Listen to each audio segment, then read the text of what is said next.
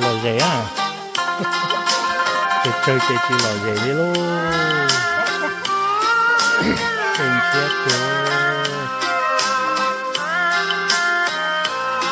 Đây là chết rồi.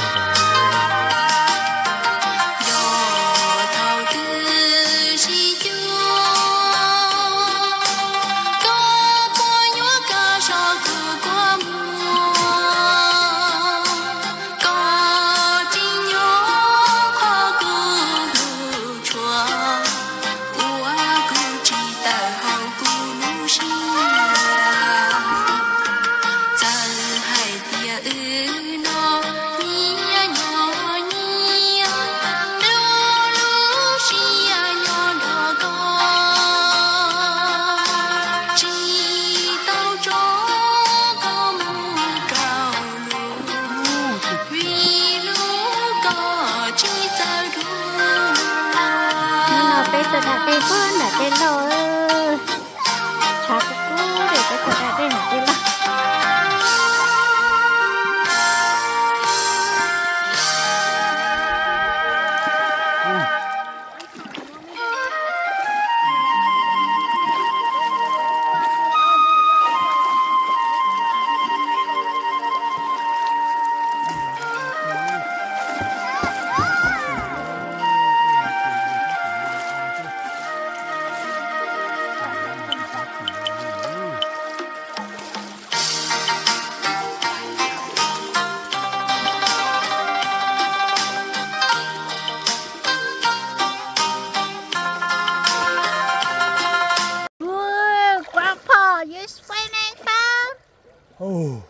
What ya?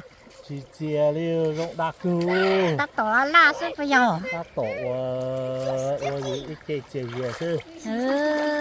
À hôm nào mà tôi chỉ sát tổ luôn. Nó phải tôi đã là tên lò nữa. Ê, no shita.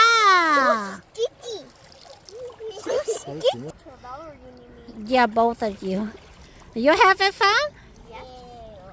Yeah. Cũng mà cũng nhẹ đi ó, cũng nè, cũng đã cầu mà cũng cố đi ó. Oh, fun, beautiful. Oh, no more. More.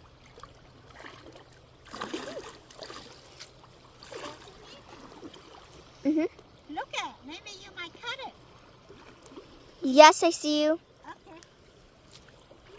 Yeah, you see me? Yes. Woo! Woo! Wow!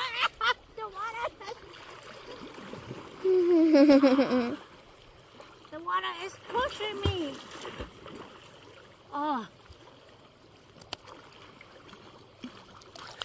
Okay,